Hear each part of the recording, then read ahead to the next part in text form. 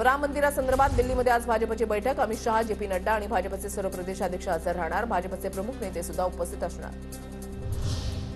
चलनातून काढण्यात आलेल्या 2000च्या 97.38% नोटा बँकांकडे जमा। रिझर्व्ह बँकेकडून जाहीर, परत न आलेल्या नोटांचं प्रमाण 2.5%हून अधिक।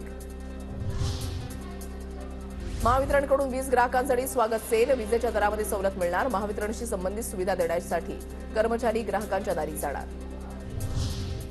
राष्ट्रीय महिला आयोगाकडे मागील वर्षामध्ये महिलांच्या संबंधित 28,811 तक्रारींची नोंद। उत्तर प्रदेशमधील सर्वाधिक तक्रारी। राज्यातील नुकसानग्रस्त शेतकऱ्यांना हेक्टरी मदत मिळणार। जिरायत पिकांसाठी हेक्टरी 13,600 ते बागायत पिकांसाठी हेक्टरी 27,000 रुपये मदत मिळणार। राज्यातील 353 तालुक्यांपैकी 54 तालुक्यामध्ये पाणी टंचाईच्या झळा, तर 2 तालुक्यामध्ये तीव्र पाणी टंचाई। जीएसटीए अहवालामध्ये दावा। भंडाऱ्यामधल्या वरठीमध्ये सनफ्लॅग कारखान्यामध्ये फर्नेसमध्ये स्फोटामध्ये 7 ते 8 कामगार जखमी झाल्याची माहिती। स्फोटात जखमी झालेल्या 3 कामगारांवर नागपूरमध्ये उपचार। वस्तू आणि सेवा कराचे डिसेंबरमध्ये 1.64 लाख कोटींचं संकलन। केंद्रीय अर्थ मंत्रालयाकडून आकडेवारी जाहीर।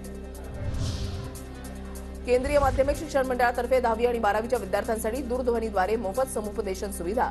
शाळेमधील 65 मुख्याध्यापक आणि विशेष मार्गदर्शकांकडून समुपदेशन केले जाणार।